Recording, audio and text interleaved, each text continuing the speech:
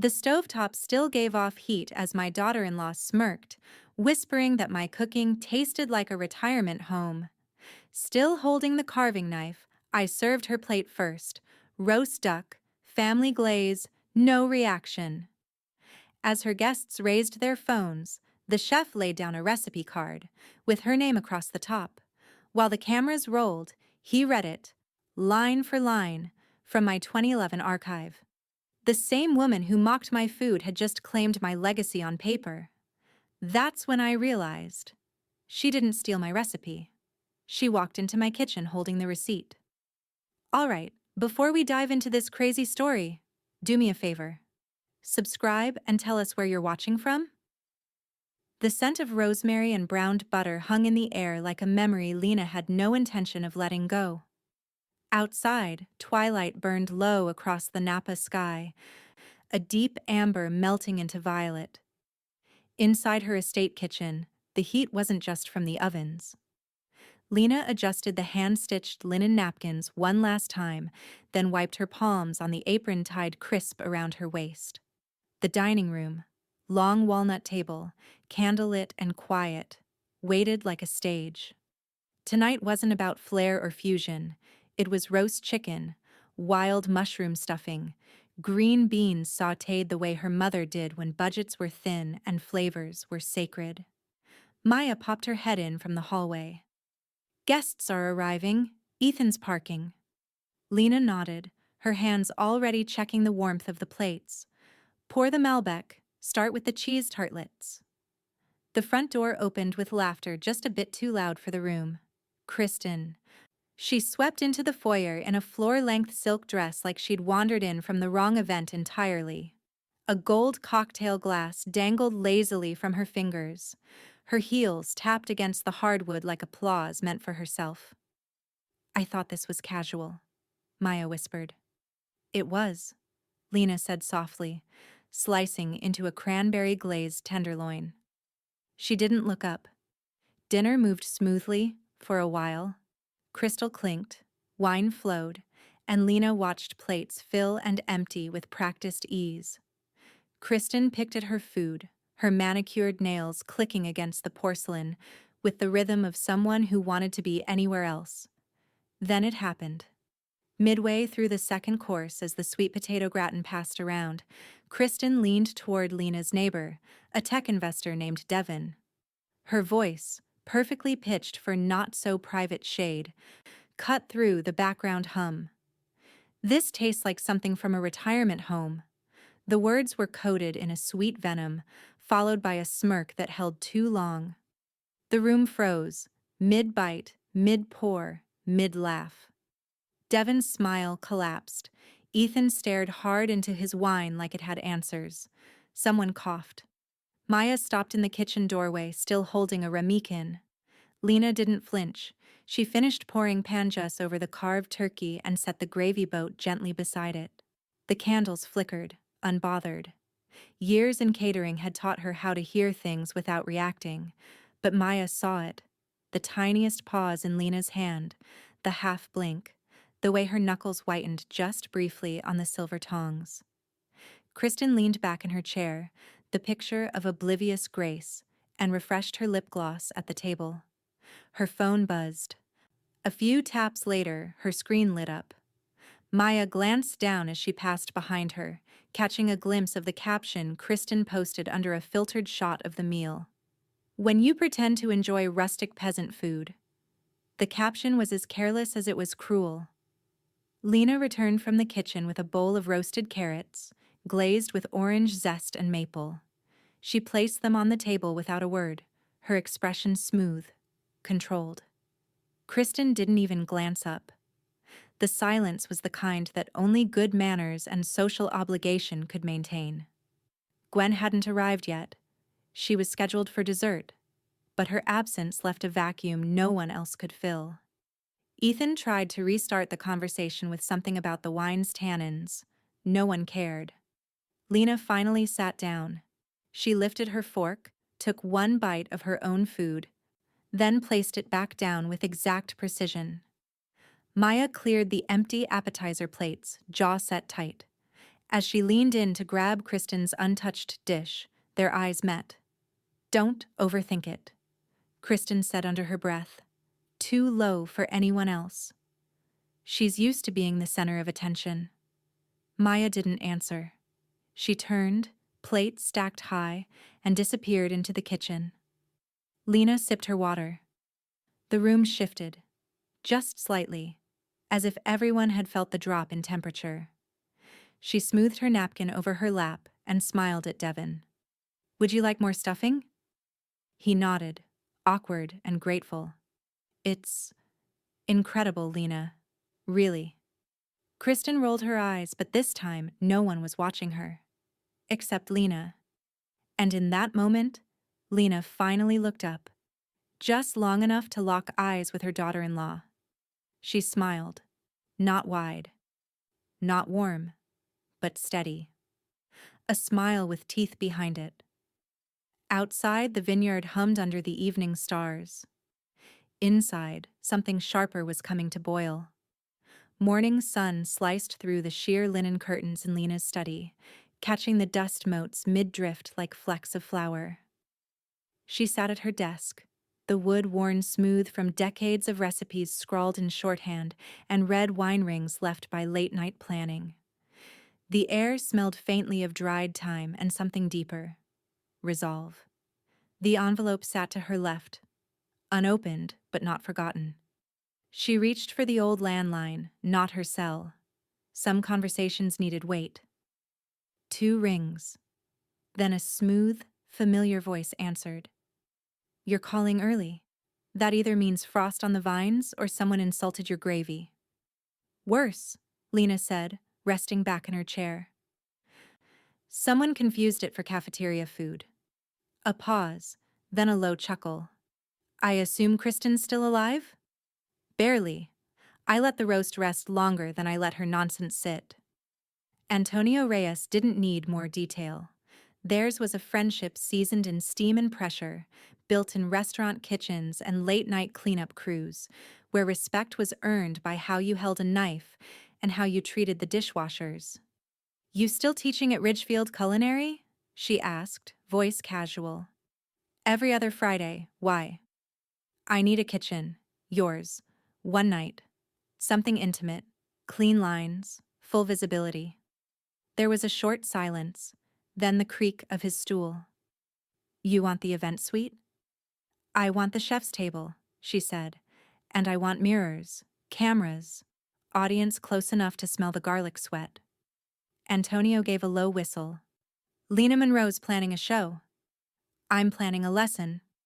The line clicked softly as someone picked up the extension in the hallway. "Gwen." "Make it loud," she said, without greeting. "Make it so damn loud she won't hear herself chew."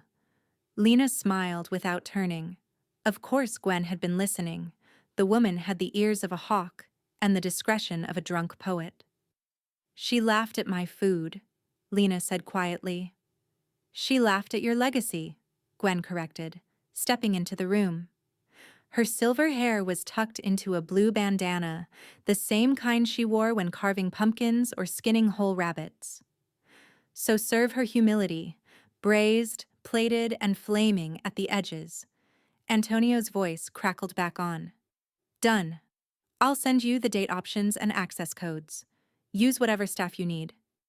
"Thank you," Lena said, voice even. "One question," he added. "Is she cooking?" "She'll think she is." When she hung up, Lena moved with quiet purpose. She opened the top drawer of her antique secretary cabinet, pulled out a slim notebook, and flipped through tabs marked with tape. Soups, winter roasts, showstoppers, and finally, inheritables. She paused on a page titled Redemption Meal. Maya tapped lightly on the doorframe. "I saw Kristen's new post," she said, holding her phone. The screen showed a filtered image of Lena's dining room, gold-lit and timeless, with the caption, "Dinner takeover, incoming time to upgrade the family menu." Lena took the phone, studied it. "Perfect," she said. "Let her keep thinking that." Maya looked at her. You want help with the order list? Not yet. First, the uniform.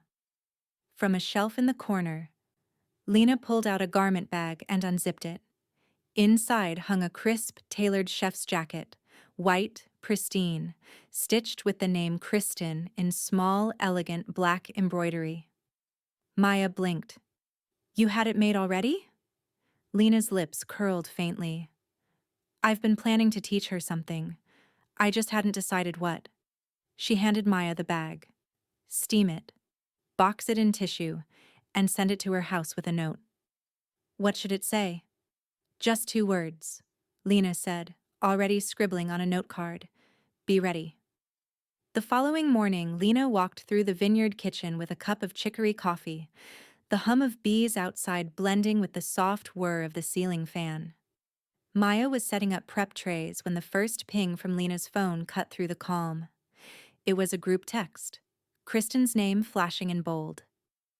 Planning the menu for my exclusive vineyard dinner, can't wait to share my signature sea bass with citrus foam. Old world elegance meets modern plating. Ja, chef life. Ja, wine country magic. Lena stared at it for a long beat, then let out a breath that sounded more like a quiet laugh than amusement. Maya caught the expression. She's doubling down, huh?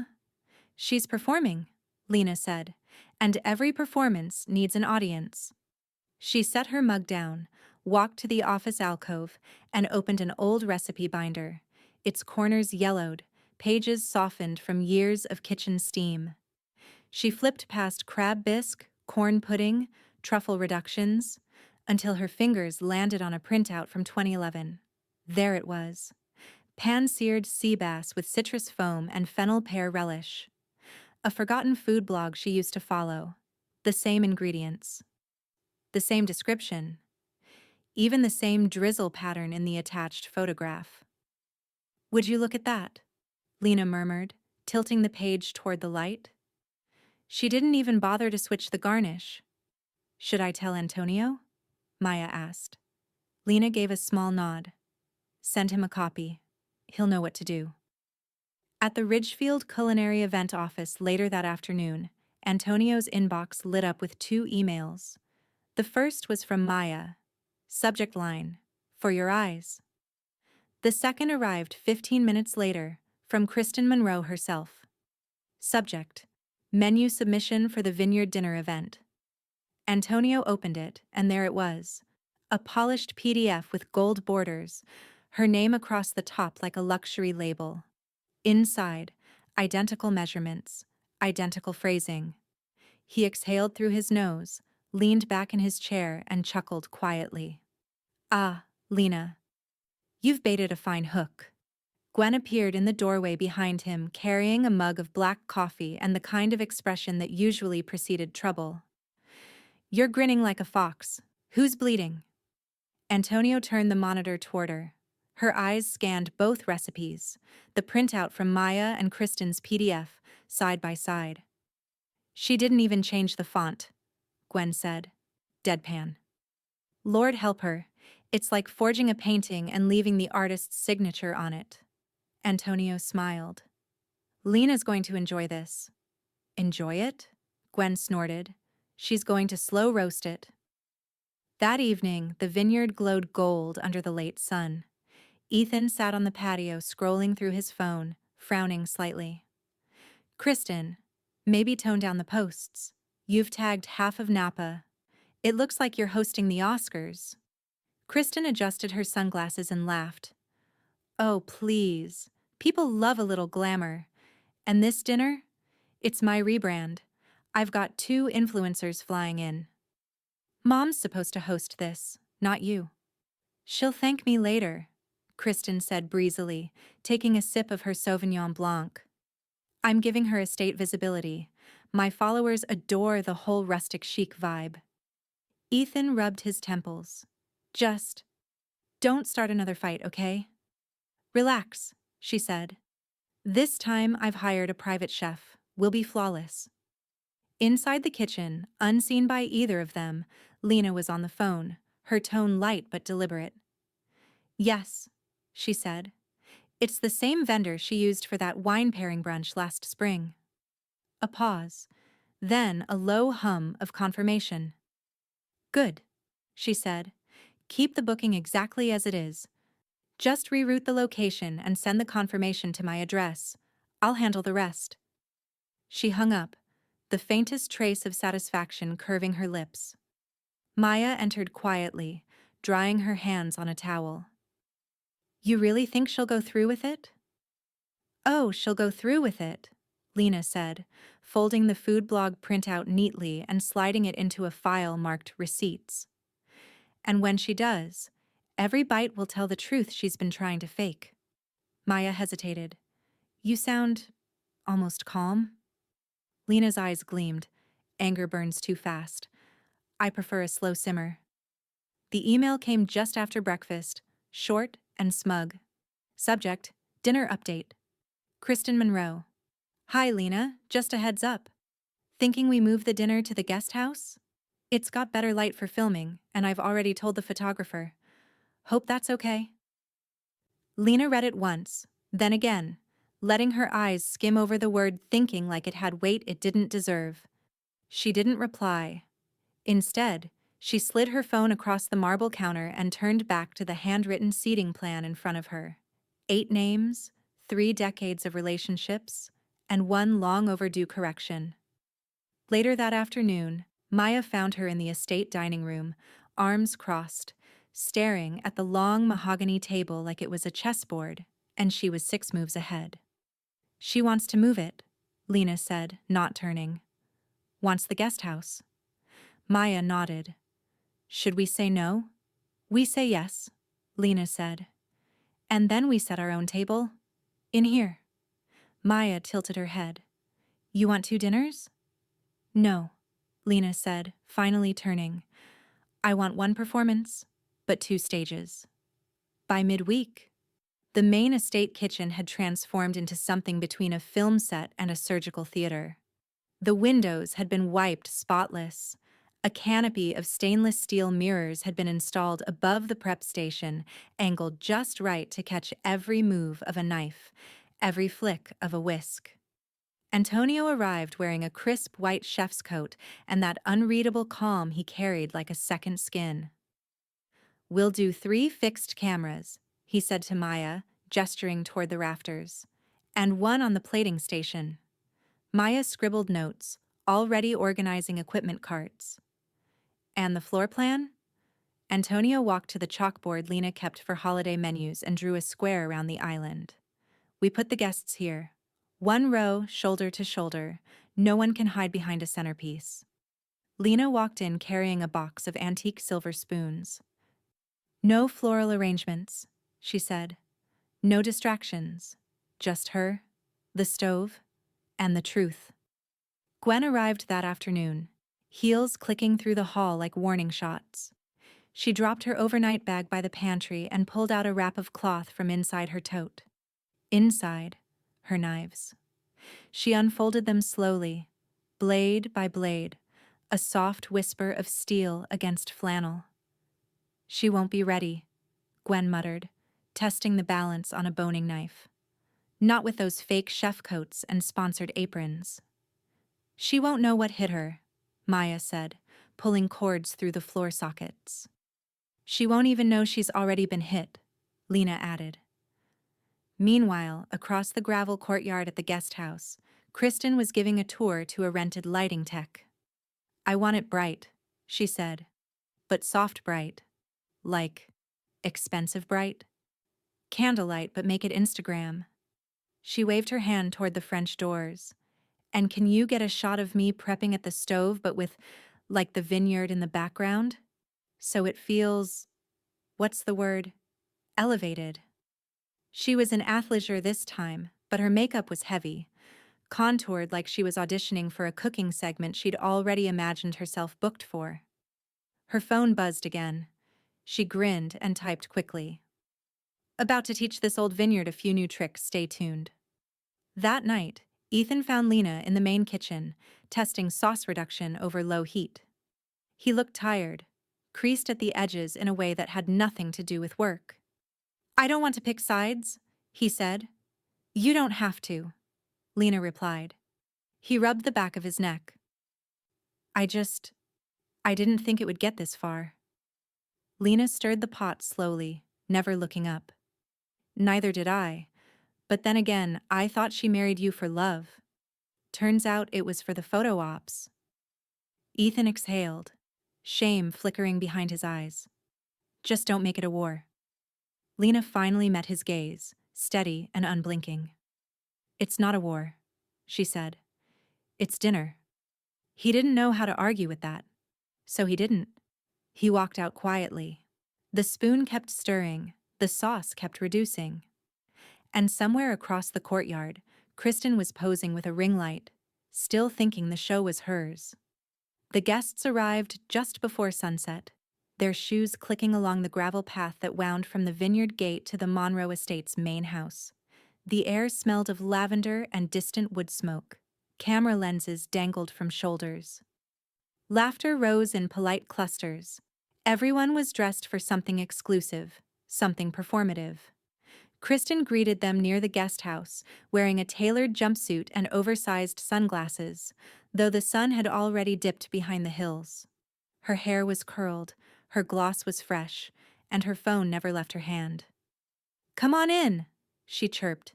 Dinner's just getting started. She turned toward the kitchen entrance, only to freeze. One of the estate staff gently redirected the guests across the courtyard. Oh, there's been a slight shift, he said, smile tight but rehearsed. We're actually holding tonight's dinner in the main house. Kristen blinked. What? The kitchen has been staged for an immersive experience, he continued. Chef Antonio's request. Before she could argue, the guests were already being ushered toward the estate dining room, laughing and murmuring about the chef's table concept. Kristen scrambled to catch up, her heels sinking slightly into the gravel. Inside, the dining room had transformed. The long table was gone. In its place stood a gleaming demonstration island, flanked by 12 high-backed stools arranged in a semicircle. Above the workspace, stainless steel mirrors reflected every polished surface. The lights had been softened to a cinematic hue. Warm, golden, precise. The room buzzed with quiet anticipation. Antonio emerged from the prep area in full whites, a slim folder tucked under one arm. Welcome, he said, his voice calm and resonant. Tonight's dinner is inspired by a very familiar palette. Kristen moved to protest, but her voice caught in her throat as Antonio opened the folder and removed a single laminated page, Kristen's own PDF recipe. Her name was printed boldly across the top. Sea base with citrus foam, he said, holding the sheet up. A modern classic. Sourced from a recipe submitted by our own guest of honor. Lena sat in the back row, still as a stone, her hands folded loosely in her lap. Gwen leaned beside her, peeling the foil from a hard candy. Kristen stood frozen near the entryway, eyes flicking from the guests to the overhead mirrors, back to Antonio. Wait, this isn't the menu I prepped with. But no one was listening. The room was already tilting toward the show. Antonio placed the recipe on the counter and looked out at the guests. What I love about this dish, he said, is how well it blends borrowed elegance with bold reinterpretation. It's a dish with history. There was a pause, subtle and surgical. Kristen stepped forward, her face a porcelain mask. Actually, I was going to start with a pear salad, just to open the palate. Antonio offered a gentle smile. Oh, we're opening your palate, right now. A few polite chuckles rose from the guests. One of the cameras panned to Kristen. In the silence, Gwen leaned toward Maya and said in a voice that traveled, I hope she knows how to julienne. Would be a shame if she mangled the fennel. A wave of laughter followed, restrained, but real. Kristen's hands twitched at her sides. Antonio turned to her. Would you mind joining me at the station? What? Come, he said, stepping aside. It's your dish. Let's prepare it together. That's what the chef's table is for. Transparency. Kristen looked around, disoriented, suddenly aware of how close the guests were, how little there was to hide behind. Her eyes flicked to Ethan. He was seated in the back, jaw tight, saying nothing. Lena hadn't moved. A crew member handed Kristen a fresh apron, pressed white cotton, still creased from the fold. She took it with mechanical hands. Antonio gestured toward the workstation. "The fish is yours," he said. "Show us how it's done." Kristen stood at the stainless steel island, her shoulders stiff under the too crisp weight of the apron. Under the mirrored canopy, every twitch of her fingers echoed back down at her. The overhead lighting turned her foundation slightly gray, the shine on her forehead unforgiving. A single sea bass fillet lay on a cutting board in front of her, its skin glistening like it knew what was coming. Antonio stepped back, arms crossed, expression unreadable.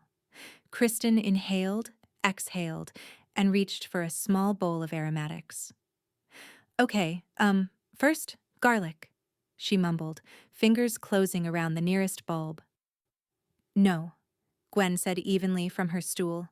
"Those are shallots." Kristen paused, then blinked down at the pile. "Oh, right." A beat passed. She didn't correct it. She just kept going, slicing the shallots with slow, clumsy strokes, the blade thick and hesitant. They came out uneven, some barely scored, others nearly minced.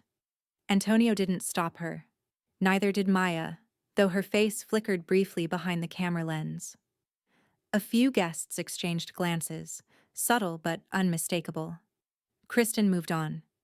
"Next is fennel." She held up a pale bulb, then glanced toward the mirror above, checking her own posture before setting it down. She cut it lengthwise instead of across. Too thick. She didn't trim the core. "You might want to remove the heart," Gwen said sweetly, sipping from a stemless glass of sparkling water. "It can be bitter. Like jealousy." A ripple of laughter. Kristen flushed, her smile tight. "Right, of course. I was just testing the knife." Antonio stepped forward then, slow and deliberate, lifting one of her uneven slices and holding it up to the overhead cam. "Consistency is the soul of presentation," he said, voice gentle but firm. "In knife work and in identity." He laid it back down, then motioned for her to continue. Kristen swallowed hard and moved to the saucepan. Citrus foam. The step that looked easiest in her Instagram reel. But here, with real heat, real time, and real eyes, her hands trembled. She added zest. Too much. Then cream. Too fast. Then, in a panic, she turned the flame up. A sizzle burst from the saucepan, too sharp, too high, and smoke bloomed. She grabbed a whisk, stirring frantically, trying to salvage what had already scorched. The citrus curdled against the cream. A sour edge filled the air. Antonio stepped in. He didn't speak.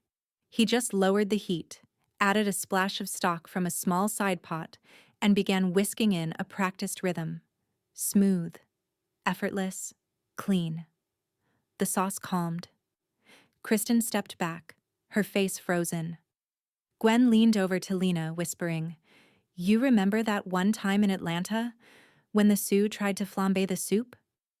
Lena's mouth curled into a faint smile. She hadn't moved from her seat, her hands still folded, her gaze never leaving the station. Kristen's breathing was shallow now. Her eyes darted toward Ethan again, but he was leaned back in his chair, arms crossed, watching silently. Antonio placed the ladle aside and looked at her. "Go ahead," he said. "You'll need to plate." Kristen's hands hovered over the tray of garnishes, then reached for the microgreens. "They go last," Gwen called, not unkindly. "Otherwise they wilt." Kristen dropped them like they burned. Maya stepped in, handing her a warm plate. It was like handing someone the last piece of evidence. Kristen plated with unsure hands, fish slightly off-center, foam clinging unevenly to the edge, fennel piled like an afterthought. She turned to Antonio. He nodded once. Thank you. Then he picked up the next fillet, calmly, quietly, like a man resetting the truth. The dining room had settled into a strange, tense quiet, one part sympathy, one part voyeurism. Every guest knew they'd seen something raw, not dramatic, not explosive, just real. And Kristen was still standing there, motionless behind the prep station, as Antonio slid the second plate forward with practiced ease. This one was perfect. The foam clung like silk to the edge of the fish. The fennel was shaved into translucent ribbons. Microgreens floated above the heat without wilting. Antonio faced the room, eyes steady. Our opening course, he said, voice smooth as ever, is sea bass with citrus foam and fennel pear relish, an adaptation of a 2011 Bon Appetit feature, rediscovered perhaps, but not forgotten. He turned toward Kristen but said nothing else. A few guests clapped politely. Gwen stifled a snort into her napkin. Kristen blinked, her jaw tensed as if she might force a smile. But no words came. Her eyes darted from Antonio to the mirrors overhead, then to the camcorder's red blinking light. She spun toward the back of the room, toward Ethan, waiting for something. Anything. He looked away. And just like that, she slipped out from behind the island and walked past the table. No eye contact. No thank you. Just the clicking of her heels against polished stone as she left the room, the apron still tied awkwardly at her waist like a stage costume she never finished earning. Maya stepped quietly from the shadows and cleared the prep station without a word. Lena watched the whole thing from the far stool. Still, wordless, calm. Antonio wiped down the counter with a linen towel and turned to Maya. Next course. She nodded and lifted a covered tray from the warming drawer. The scent hit first. Rich. Familiar. Brown butter and sweet onions. Antonio carefully plated the new dish, handmade spoon bread with charred corn and caramelized shallots, finished with a thyme honey glaze. He added a whisper of crème fraîche and cracked pepper.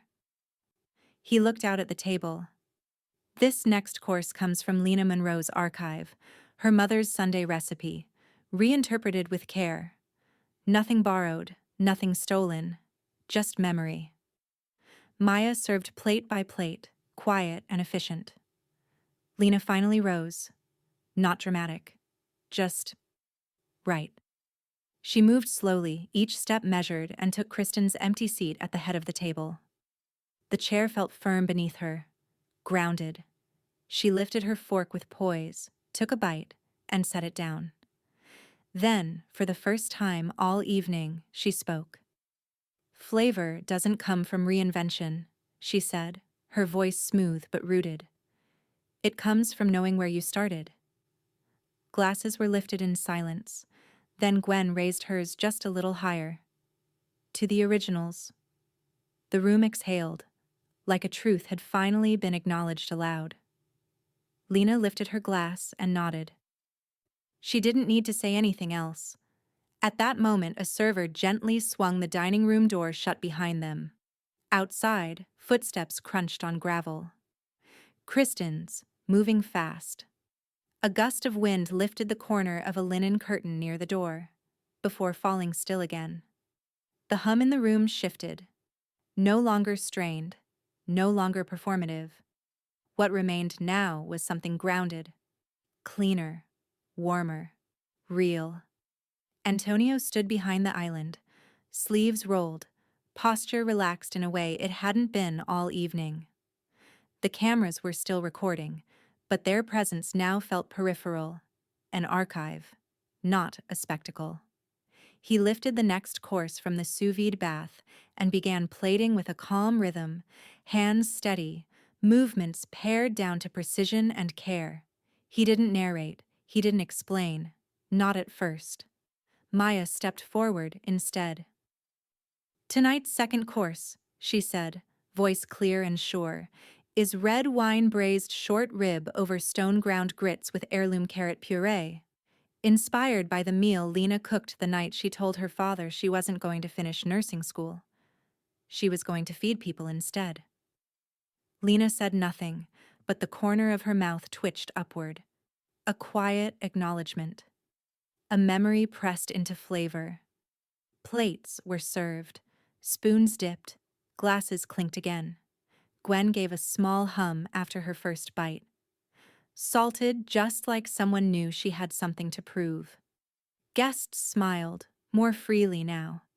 Antonio returned to the station and began prepping the third course, chilled cucumber and tarragon soup, poured tableside into porcelain bowls already lined with a sliver of crab and pickled shallot.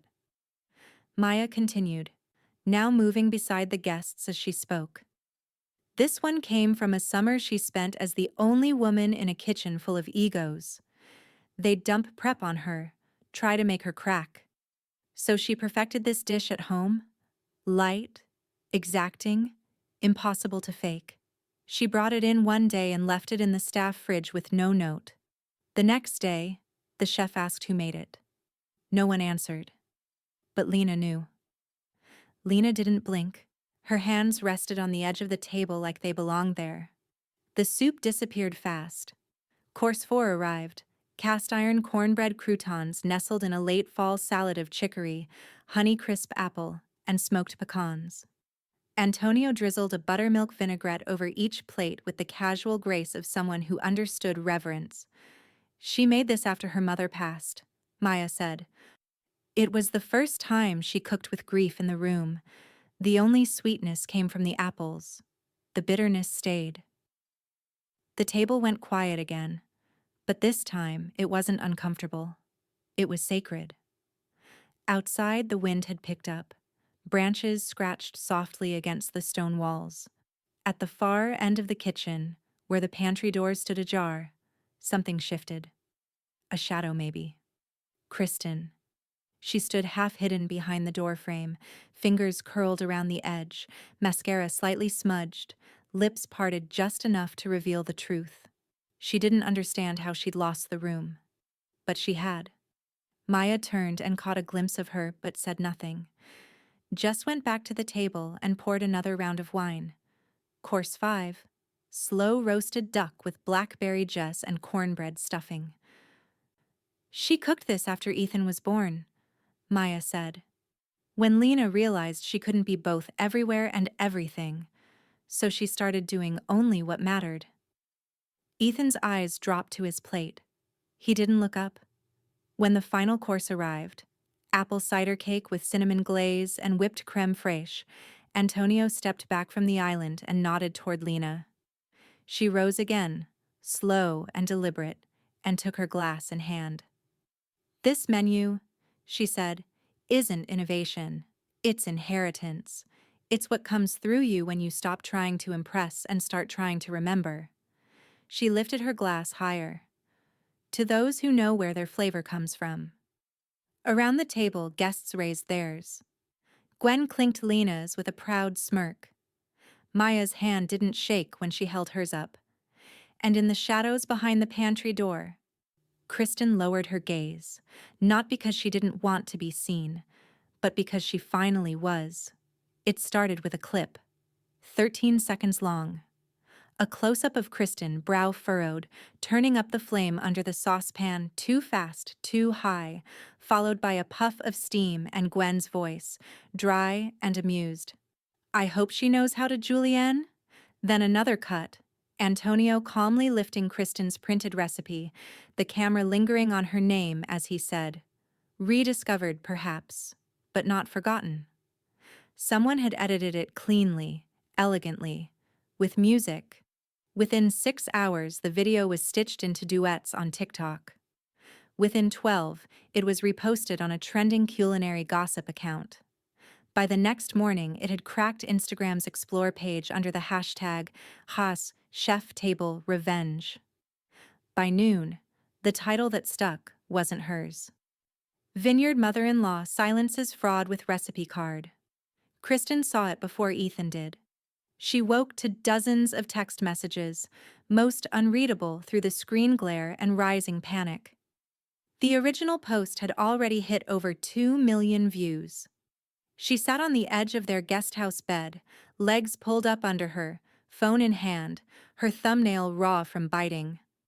One comment after another rolled in. Imagine stealing a recipe and still burning the sauce. Lena is the moment. Chef Kristen. More like Chef Crisis. She hit refresh. The numbers kept climbing. She clicked over to her brand account, Kitchen Kristen, and watched the follower count spiral backward. Tens, then hundreds, then thousands gone. Ethan walked in mid-scroll. He saw the way she was curled, the slump in her shoulders, the glow of failure radiating from the screen. "Don't," she said before he could speak. "I know." He didn't answer. She held the phone up toward him anyway. "You see what your mother did?" He blinked. What she did? She orchestrated this whole thing. The dinner, the cameras, the fake chef's table. She made me look like some amateur on national TV. "It wasn't national," he said softly. "It was a private dinner. You just brought the world into it." Kristen stared at him like she didn't recognize him. "You're taking her side?" He didn't reply. She looked back at her phone, scrolled, refreshed. Saw a new comment thread forming. Antonio.reyes.official. Under a reposted clip of him adjusting Kristen's broken sauce. "Why didn't you stop her? Say something? Don't you have any decency? Did you help set her up?" And Antonio's reply, calm, direct. Pinned to the top, "I let the food speak. That was all." At Ridgefield Culinary's office, Antonio stood with a black coffee in one hand, phone off, inbox full. Students passed him in the hallway whispering, eyes wide, like they'd spotted a celebrity. Someone had chalked, "Let the food speak," onto the sidewalk outside the admin building. He didn't correct it. He just sipped his coffee and walked. Meanwhile, back at the estate, Lena was in her kitchen. Not the event space, just her own kitchen. Seated at the breakfast nook, peeling apples for a tart. No camera, no crowd. Just the soft scrape of the paring knife, and the bowl beside her filling slowly. Maya stepped in holding a laptop. "It's everywhere," she said. Lena didn't look up. "I figured it might be." "You want me to post a response?" "No," Lena said. "Let her panic alone. Silence is hotter than shame." Maya smiled. She turned the laptop slightly toward Lena. The paused video showed Kristen holding a sauce whisk like it was foreign, standing beneath the mirror lights with mascara smudged under her eyes. Lena glanced at it, then back at her apples. She cut another slice, clean and confident, and dropped it into the bowl. "Turn it off," she said. "We've got real food to make." By the following week, Kristen's inbox looked like a demolition site. 4 festival rejections in 3 days. 1 from Sonoma. 1 from Carmel by the Sea. 1 from a boutique Napa food and wine fair she'd once tagged herself attending, unsolicited. And the worst, an automated reply from the Santa Barbara Women in Food Expo. "Thank you for your interest. We are not accepting applications from unverified culinary contributors at this time." Unverified. She stared at the word as if it had teeth. Elsewhere, someone had done the work she never thought anyone would. A mid-level food blogger from Portland posted a meticulous side-by-side comparison. Kristen's original recipes against their sources. Split screen, highlighting, arrows, fonts circled. Line for line, this is copy-paste culinary theft. Even the garnish cues are unchanged. The article made it to Reddit, then to Twitter, then to a think piece in Bon Appetit titled, "What Happens When the Recipe Card Isn't Yours?" Kristen refreshed her website dashboard. Bounce rate 89%, average view time 14 seconds. She tried pivoting. She updated her Instagram bio to wine, flavor, and legacy. Then deleted every post older than 2 months. Then started again. A picture of a half-full wine glass on a sunlit windowsill. Caption: slowing down, letting the grapes speak now. It got 12 likes. One comment said, "They're saying, please stop." Meanwhile, Gwen was being courted. She sat across from an editor at the Napa Journal, sipping a black Americano, flipping through mock-ups of a new column layout. "We want your voice," the editor said. Something sharp. Something unapologetic. Gwen looked unimpressed. "You sure? I offend people before breakfast. That's what we're counting on. We were thinking, title-wise, respect your elders?" Gwen grinned. Printed in all caps. And Lena? Lena was getting invitations, emails, handwritten notes, phone calls, quiet ones, respectful ones. A leadership retreat in Sedona for women chefs over 50. A keynote spot at a legacy food conference in Asheville. A request to mentor 2 students from Ridgefield who wanted to train in Southern cuisine with integrity. Maya organized it all from the corner desk in the pantry, where the light was good and the Wi-Fi was strong. She made a spreadsheet, color-coded by month. "You're booked through March," she said one morning, "and Gwen wants to know if she can ride shotgun to Sedona." "She'll want to control the music," Lena replied without looking up from the tart crust she was pinching. "She said it's that, or she drives." Lena smirked. "Fine, but if she puts on jazz fusion again, I'm jumping out." Back in the guest house, Kristen tried podcasting. She bought a mic, lit a candle, recorded 3 episodes in a single afternoon, on wine pairings, on flavor storytelling, on how to rebound gracefully from creative sabotage. She uploaded the first one with a heavy-lidded selfie and the caption, "Sometimes the palate needs to mature before it speaks." No one listened. No one shared. She checked the analytics. 2 plays. One was her own. That night, Ethan sat across from her at the table, silent, watching her poke at a salad she hadn't dressed. "You ever think maybe it's time for a break?" he said quietly. Kristen didn't look up.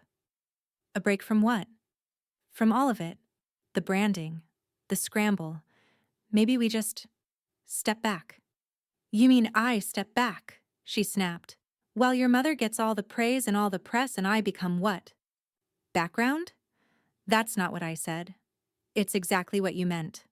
He said nothing. Kristen stood abruptly, chair scraping the tile. "She humiliated me," she said, trembling now, voice sharp with something colder than anger. "And you just let her." Ethan watched her, unreadable.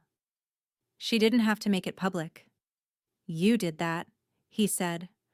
And then he left the table, just quietly enough that she couldn't call it abandonment.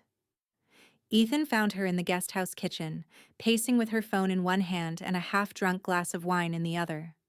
"I'm telling you, they spliced it to make me look incompetent," Kristen snapped, mid-voicemail. "It was edited. Overexposed. They used the worst angles. I look like a washed-out intern." She ended the call without waiting for a reply and tossed the phone onto the counter like it had insulted her. Then she turned and saw Ethan, standing in the doorway, hands in his pockets, tired written all over him. Her eyes were sharp, glittering. "You know what this is?" "Sabotage. She's been planning it for months. All of it. The guest list, the cameras, even the mirrors. It was a trap." Ethan didn't move. "You laughed at my mother in her own house." Kristen's mouth fell open. "Excuse me?" "You mocked her cooking," he said, his voice low and controlled. "In front of guests. In front of me. And you weren't even quiet about it." She stepped forward, incredulous. "That? That's what this is about? A comment at a dinner party?" "It wasn't just a comment, Kristen. It was a joke." "No. It was cruel." He paused. "And it wasn't just that night." She blinked hard like she couldn't process what she was hearing. "She humiliated me, publicly. She made me look like I don't belong here." "You did that yourself." he said, finally meeting her eyes. You sent the invites. You posted the stories. You booked a chef to help you serve a dish you didn't even write. And when it blew up, you acted like it was theft. She planned it. And you handed her the script, he said, calm but final. You wrote every line. Kristen looked at him, a breath caught in her throat. You're supposed to defend me. I'm supposed to know when you're right, he said. This isn't one of those times. The silence after that wasn't heavy. It was hollow. A space opening between them that had no bridge left.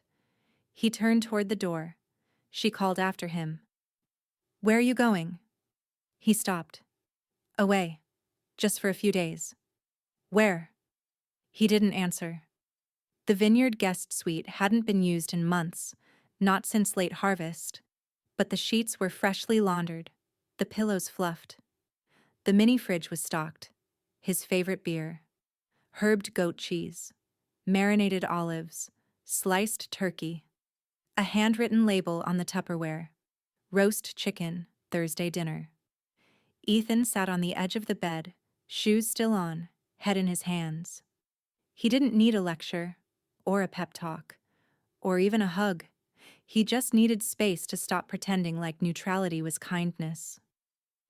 Across the main house, Gwen found the pantry chalkboard and left a note in thick, crooked handwriting. Sometimes men need to stew a little. Don't stir. Then she pulled the cork from a bottle of Zinfandel and poured herself half a glass. Lena glanced at the message later that night while putting away the cast-iron skillet. She didn't smile, but she did leave the fridge light on. The estate dining room, once a showroom for polished performances and curated illusions, had changed. The mirrors were still overhead, but the lighting was softer now. Less spotlight. More invitation. The long table had returned, not dressed in linen but bare wood, warm and solid. Baskets of produce lined the counters, beets with their green still attached, sweet potatoes dusted in vineyard soil, apples with bruises no one bothered to hide. Lena stood at the head of the room wearing her apron, not pristine, not performative, just used. The kids filtered in slowly. Foster teens, most of them unsure, a few trying hard not to look curious. Maya greeted each one with quiet welcome. Gwen stood near the knives, arms crossed like she was ready to send someone home for slouching, but her eyes were kind. Today we make cornbread, Lena said, tapping the countertop with her wedding band. The real kind. Cast iron, hot oil, cornmeal that's got grit. No sugar. No shortcuts. A boy with a shaved head raised a hand. Why no sugar? Because some things aren't supposed to be sweet, Gwen answered before Lena could. Like truth or consequence. A few kids chuckled. One girl rolled her eyes, but they leaned in. They always leaned in. Later, a photographer from Heritage and Table came through. Quiet, respectful, dressed down. She stayed behind the line tape, only shot in natural light. Don't pose, she told Lena gently. Just teach. Lena did. The magazine ran the feature the following month, a full spread titled Flavors You Can't Fake, the vineyard voice behind the viral silence. They didn't name Kristen. They didn't have to. Across town, Kristen sat in front of her laptop, scrolling through the online edition. The banner image was Lena in profile, head bent over a mixing bowl, a group of kids around her, all focused, all listening. She wasn't even smiling. She didn't need to. The article quoted Antonio. It quoted Maya. It quoted Gwen. It did not quote Kristen. She closed the browser. A week later, Kristen filled out a web form under a pseudonym, Kay Landry, and applied to the next Monroe Estate cooking workshop. She listed her interests as Southern French fusion, wine storytelling, mentorship through food. The rejection email came within the hour. Thank you for your interest in our community programming. At this time, we are prioritizing spaces for youth, families, and culinary students seeking foundational skills and mentorship. We regret that we are unable to accommodate your request. The Lena Table Team. The Lena Table. Kristen stared at the name, jaw tightening. She opened her own desktop folder marked Brand Concepts and clicked on the file she'd mocked up months ago. The Table, by Kristen Meme. The fonts were identical. She barely heard the doorbell. The envelope was thick. Legal weight. Stamped with a Napa law firm she recognized from local disputes and vineyard zoning articles. Inside, a cease and desist order. Infringement. Unauthorized use of brand concept and protected name identity. Client. The Lena Table. Monroe Estate Culinary Division. She read it twice. 3 times. The wording was firm. Clean. Permanent.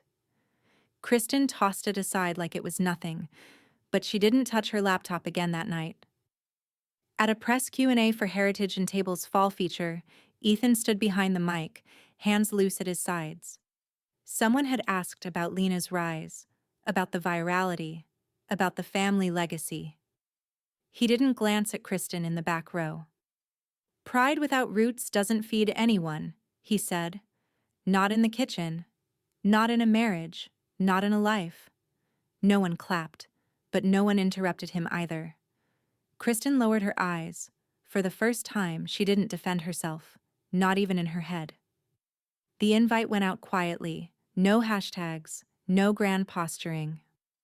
Just an email blast to Napa Valley subscribers with the subject line, "A return to the table, an intimate evening with Kristen Monroe." It was held at a small event space downtown, converted warehouse, open brick, Edison bulbs trying too hard. The flyer promised a 4-course restorative meal. Seasonal, heartfelt, personal. The ticket price was steep. The guest list was short. But Gwen bought hers immediately. Front row. When she checked in, she didn't use a pseudonym. Just Gwen Mercer. No one dared comment. Lena arrived without fanfare, slipping into a seat near the back, her coat still buttoned, her presence like a held breath. She didn't remove her gloves. She didn't unfold her napkin, but she watched everything. Kristen entered 5 minutes late, breathless and overpolished. Foundation set a little too heavy. Eyes rimmed in smoky defiance. She didn't speak to the guests. She just nodded, adjusted her apron, and moved to the prep station. The first course. A roasted beet carpaccio with goat cheese and microgreens. It was plated with care, but the beets were undercooked. Tough at the center, like she hadn't waited long enough. The second course arrived. Mushroom risotto. It looked the part. Creamy, delicately arranged, but the seasoning was timid. Salt barely there. No umami, like she'd been afraid to taste it too often. Afraid to try again. Gwen poked at it once with her fork and said nothing. By the third course, a duck breast over parsnip puree, one guest, a silver-haired food critic known for his 2-sentence takedowns, had quietly folded his napkin and left. He didn't make a scene, didn't wait for the final plate. He didn't have to. Kristen saw him go, saw the way her own hands were shaking now as she seared the last round of duck. The skin blistered unevenly. She pressed it down harder, trying to force it crisp. She burned the edge. Someone coughed in the silence. The final dish, a dessert, arrived late. Poached pears with red wine reduction and whipped mascarpone. The pears were mealy. The reduction was thin. The mascarpone had split. Gwen didn't finish hers. When Kristen returned from the kitchen to say a few closing words, Gwen had already left. No goodbye. No look back. Just a folded napkin beside her plate and a torn sheet from the comment card left behind. Written in bold, slanted handwriting. "Nothing's worse than a dish with no soul." Kristen stared at it. Read it once. Then again. The words hit harder than any online comment had. She looked toward the back of the room, scanning faces, disoriented, until her gaze landed on Lena, still seated, still watching. Their eyes met for the first time in weeks. Lena didn't move, didn't blink. Kristen froze, and for the first time there was no anger in her expression, just silence, and the unbearable weight of what it meant. The first rain of December had just rolled through Napa, leaving the vineyard air damp and earthy, clinging to every branch and vine. Inside the estate kitchen it was warm, heat rising from the ovens, soft jazz humming from a corner speaker, the clatter of knives and spoons filling the gaps between stories and laughter. The long table had been extended end to end through the dining hall, flanked by folding chairs borrowed from the Vineyard Crew's tasting tent. No florals, no silver. Just white enamel dishes stacked beside mason jars of cider, roasted squash, and cornbread already steaming in cast iron. This wasn't an event. It was a dinner. Lena stood at the head of the prep line, hair tied back, sleeves rolled to her elbows. Her apron bore stains she hadn't bothered to hide. A dish towel was slung over her shoulder like punctuation. Antonio stood at the far station stirring a pot of gumbo, humming under his breath.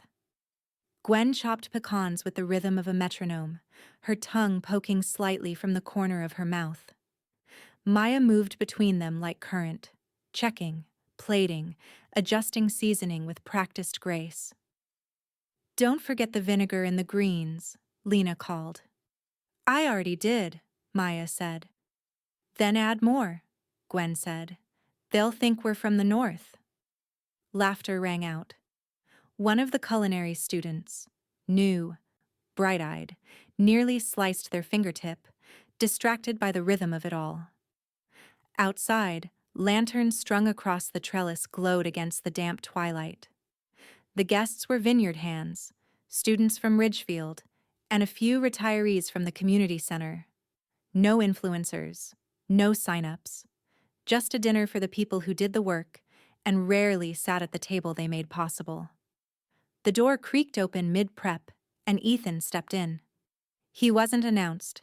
He didn't ask where he was needed. He just rolled up his sleeves and joined Maya at the salad station, quietly washing mustard greens without a word. Gwen glanced up. "Look who remembered where the knives live." Antonio handed him a towel. "You hungry?" Ethan nodded. "I'm here to serve first." Lena didn't turn, didn't speak, but she passed him a bowl of buttered peas like it was a peace offering. By 7, the room had filled with noise, plates clinking, forks scraping, laughter rising from corners. No speeches, no cameras, just steam and bread and full plates being passed hand to hand. Each course had come from Lena's handwritten recipe box, dog-eared, flour-dusted, ink-smeared by time and fingertips. Each dish had been made by someone who knew it mattered. Antonio had recreated Lena's crab cakes with Creole remoulade. Gwen made her smothered pork chops, thick with onion gravy. Maya brought out a sweet potato pie with a crust so flaky Lena didn't speak for 2 whole bites. Ethan moved between tables with pitchers of sweet tea and cider, refilling cups, listening more than talking. There was no mention of Kristen, not in name, not in gesture. No one asked. No one looked for her. At the end of the meal, Gwen stood and tapped her spoon to her glass, not for attention, but because it was the only way she knew how to mark a moment. She raised her glass. "This," she said, eyes scanning the table, "is what happens when the food has roots. And the people do too." She looked down the line, toward Lena. "A lesson in soul and sauce."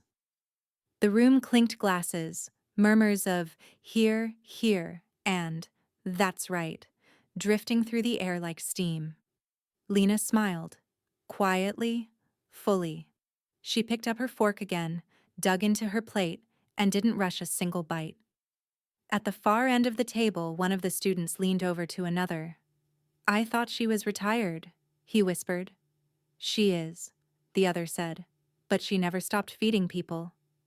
Outside, the rain had cleared, the vineyard shimmered under a low, silver fog. And inside, The table stayed full. The first thing Maya noticed was the smell of aged paper and spice. Stacks of Lena's recipe cards covered the long butcher block in the kitchen, yellowed at the corners, some stained with red wine, olive oil, or the unmistakable dusting of paprika. They weren't filed alphabetically. Some weren't filed at all. But each one bore Lena's handwriting, tight, looping, no nonsense. Maya held one up. Cabbage braised in vinegar and onion. Don't skip the bacon grease. A small ink blot trailed under the word onion, like a comma in a sentence that never ended. Lena stood across from her, wiping her hands on a rag that had seen better years. You sure you're ready? Maya asked, voice soft. I'm sure I'm done keeping it all to myself. That spring, Lena formally donated the entirety of her recipe archive, 64 years of cooking, surviving, raising, feeding, to the Ridgefield Culinary Foundation. Not for display, not for prestige, but for scholarship. For hands that would know what to do with recipes that didn't come with glamour, but did come with meaning. Gwen helped draft the endowment letter, red pen in hand, rewriting every line with the fury of someone who'd sharpened their voice as much as their knives. Antonio designed the plaque that would hang above the new wing of the Academy's community kitchen, the Lena table, for food that feeds more than hunger. When the doors opened, there was no press conference, just students, staff, apprentices, and a buffet line of Lena's recipes, prepared by people who respected every single one. Kristen left town the same week. No farewell post, no going away brunch. Her blog went offline with no redirect.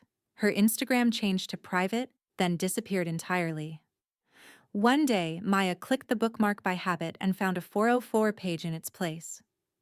Gone, she said aloud, not surprised.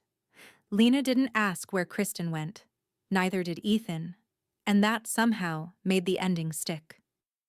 Maya moved into the guest house full-time by summer, not as a tenant, but as Lena's apprentice and, eventually, partner. Together, they reorganized the estate dining room into a working lab. Tastings on Tuesdays, classes on Thursdays, a rotating supper club every Saturday. Applications were simple. One paragraph explaining what food meant to you. Not what you cooked. Not how many followers you had. But why you cared. Every seat was always full. One Saturday evening, Lena stood in her kitchen just before service, adjusting the flowchart Maya had drawn up in dry erase marker. She checked the prep list, rechecked the oven temp. She wasn't cooking tonight. That was Maya's turn. But old habits stayed close. Before she stepped out, Lena paused at the far wall of the kitchen, where the smallest frame hung near the window. Inside, Kristen's original sea base recipe, laminated, the font still smug. But across the top, Lena had taken a thick red pen and drawn a single clean line through the title. Signature Sea Base, Kristen Monroe. Below the strikeout, someone had added a note in black ink, adapted from Bon Appetit, 2011. Lena didn't smile when she looked at it, but she didn't frown either. She simply acknowledged it, as one does a scar, not with bitterness, but with clarity. Behind her, the kitchen was alive again. Maya's voice floated from the back pantry, giving final instructions. Ethan laughed with a vendor at the delivery door. Gwen clanged a pan too loudly on purpose just to make someone jump.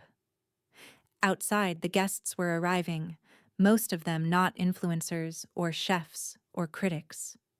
Just people who had heard there was a table that only asked you to bring respect. Lena took her place near the sideboard. She didn't lead. She didn't oversee. She just watched the food go out, watched people taste, watched them close their eyes at the second bite. And finally, as the last plate was served, she walked to the doorway of the kitchen and leaned there, arms folded, quiet. She didn't need to say it out loud. But in every simmer, in every pour, In every quiet seat taken with intention, it was already there. She mocked my flavor. Now it seasons every table but hers.